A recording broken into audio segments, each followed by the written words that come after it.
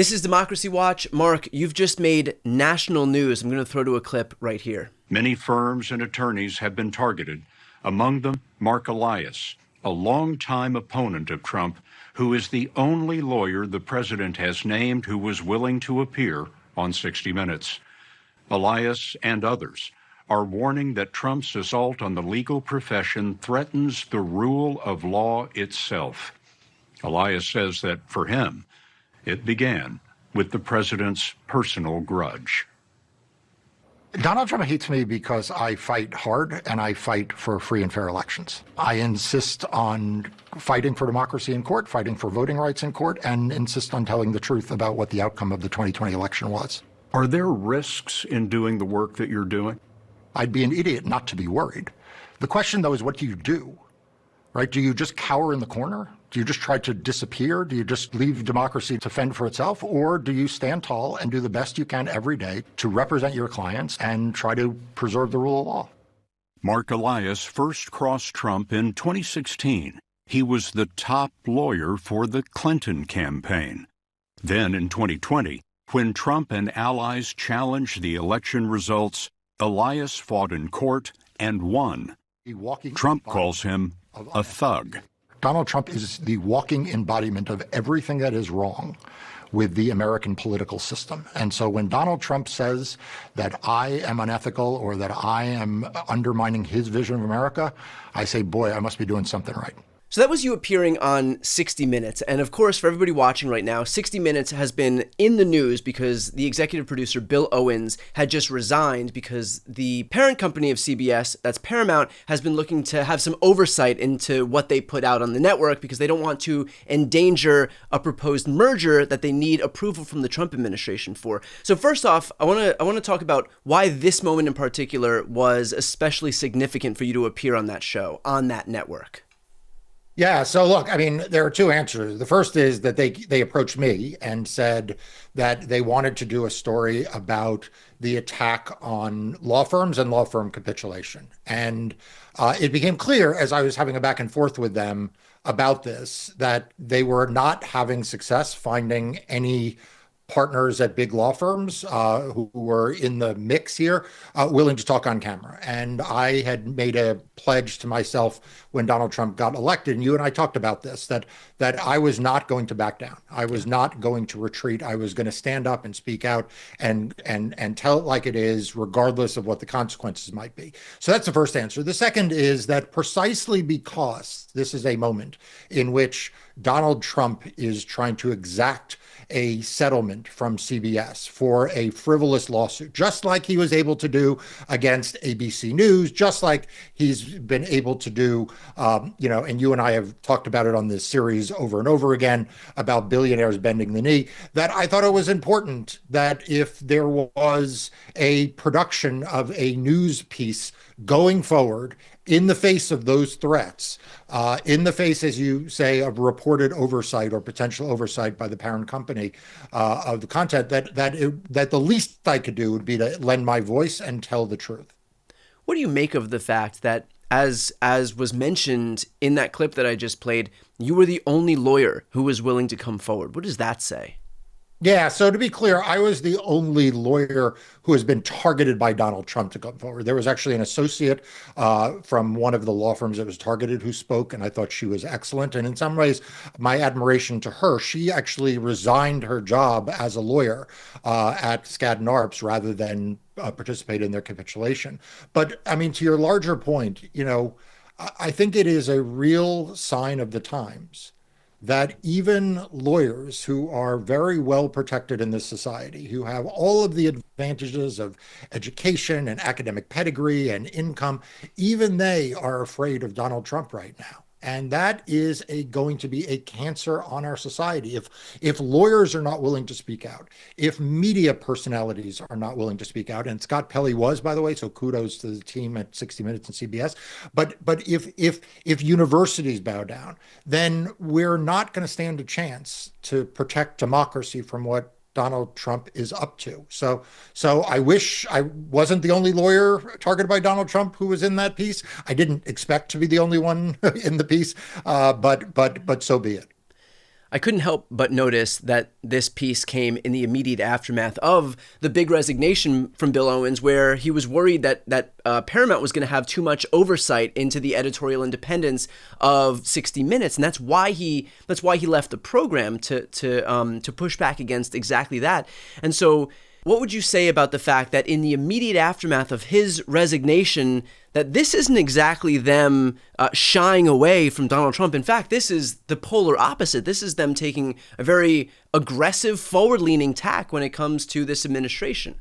Yeah, like I said, my admiration to Scott Pelley, who was the person who, was the anchor for this piece. He also is the person who ended the 60 Minutes episode last week by praising Bill Owens. So he deserves a lot of credit here, as do the others at 60 Minute. And this is the kind of fearless media that we need in this moment, and we get too little of. And, it's, you and I have talked about it. It's why I started Democracy Docket, to be fearlessly pro-democracy in its coverage. And it's good to see one of the big legacy shows, 60 Minutes, really, in some ways, the most prominent of those shows, standing up as well.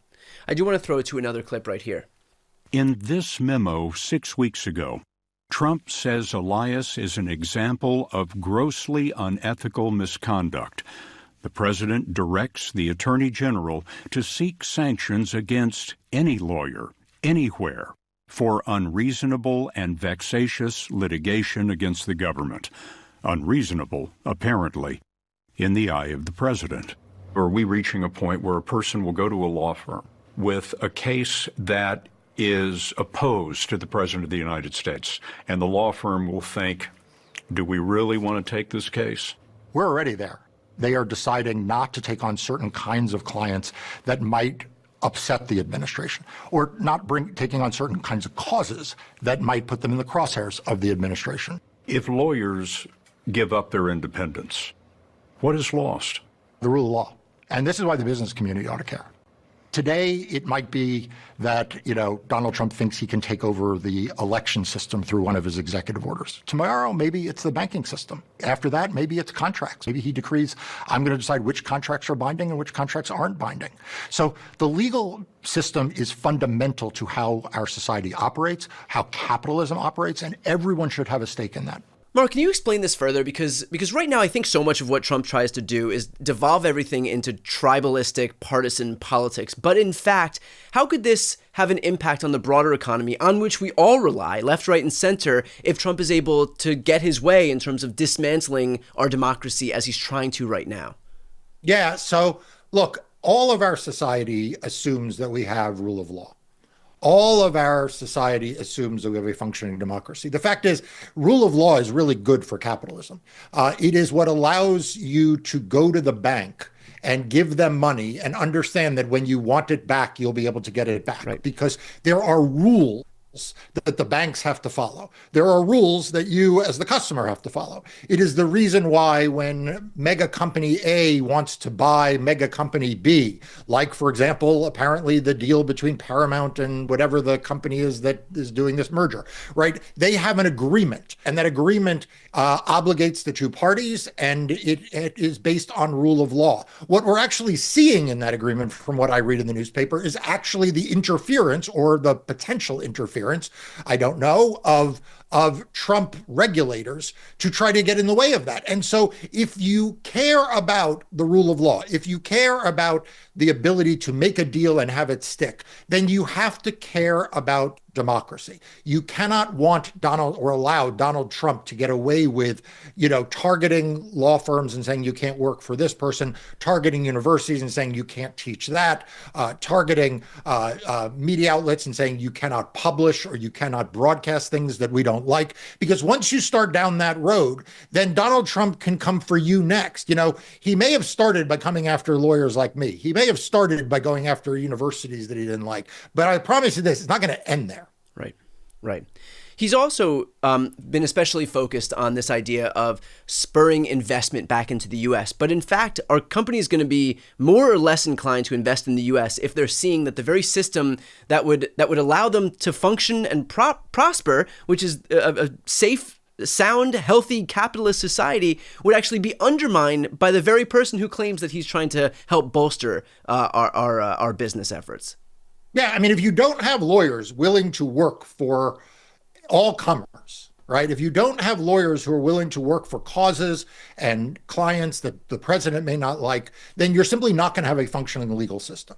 And that will hurt the small business owner. It will hurt the nonprofit advocacy organization. It will hurt the people who are immigrants who desperately need the legal protections. But if corporate CEOs don't understand, it will also hurt them. Right. Then they're just putting their head in the sand. Right. And the corporate CEOs may not be the first that Donald Trump will come for, but I promise you, he will eventually come for them. And I want to finish off with this. You know, we saw Governor Mills from Maine basically tell Donald Trump in the White House that you know, when he challenged her in the White House back in February that she'll see him in court. Turns out that she did. The White House opted to settle and asked Maine to drop its lawsuit against them. And so this is her standing her ground, standing on business, fighting back and winning. And can you talk about that in relation to this broader idea of you have all of these companies, all of these law firms, all of these universities, all of these tech billionaires, all of these media outlets that are opting to capitulate, but when you actually do opt to fight back, like Governor Mills did out of Maine, and like Perkins Coie did in their winning lawsuit just a few days ago, these institutions are largely beating Donald Trump in court. In fact, the vast majority of these cases that go to court, Trump loses in. And so it's not just that if they had just stood on business, they would have won in court anyway, but they actually would have retained some of their dignity insofar as that actually matters to any of these people. Absolutely. And look, I wrote about this for Democracy Docket earlier today, that the fact is that the judge in the case that you mentioned where Perkins Coie won, this is the law firm, my former law firm, that fought back, and a federal judge said that the executive order targeting them was unconstitutional and had to be stricken. She included a footnote in which she basically said, you know, hey, law firms, you know, what client's going to want to hire you if you won't zealously represent their interests in court? And, you know, it caused me when I wrote this piece to say, you know, all of these law firms who thought the business imperatives were to cave to Trump may want to reconsider it because, you know, it may be that the federal judge you appear before after you've caved won't be so impressed that you are such great lawyers. And so, you know, we need to create more of that culture. We need to create a sense that if you stand up to the bully, if you are more like a Governor Mills, if you are more like a Harvard University, if you are more like a Perkins Coie, and you are more willing to stand up, and for that matter, Brian, like you know, you do fearless independent media every day. If you're more in that mold, you will be rewarded not just by having, you know, being able to look yourself in the mirror, not just having your own dignity, but you will also be rewarded because there is a premium right now on the people who are willing to stand up and do what is right, who are willing to stand up and say what is true in a world in which Donald Trump has sycophants who are telling him lies and bowing down to him at every turn. Look, I think we would be foolish not to put you at the top of that list. The fact that you know, in a space where we have seen so much capitulation as it relates to these other law firms, as it relates to the folks who've gone the way of Paul Weiss, for you to not only stand on the side of the Perkins Coies and Covingtons and of course ELG, your firm, but then to go on this nationally broadcast program at a time when there is a lot of attention on 60 Minutes in light of Bill Owens resigning just last week. Now, for you to be the face of this movement, I think gives the permission structure that was so desperately needed for all of these folks to know that, look, we can stand up, we can stand tall against what this administration is doing. If Mark is willing to go on national TV at a time when more people are paying attention to this program than ever before, and to stand up for what's right, to stand up for democracy in and of itself, I know that that's going to have major implications on the next law firm that might not have been sure if it was worth it to actually stand up and put themselves in the crosshairs of this administration, to know that it is okay to fight, it is okay to push back against what this White House is doing. And at the end of the day, very much like what we're seeing with Perkins Coie, very much like what we're seeing with Governor Mills, that you all are going to be the ones that win at the end of this. So look, I speak on behalf of a lot of people who are watching right now and saying thank you for making sure to stand up and to unapologetically and fearlessly defend democracy and the rule of law, and to make yourself the face of this broader project. So,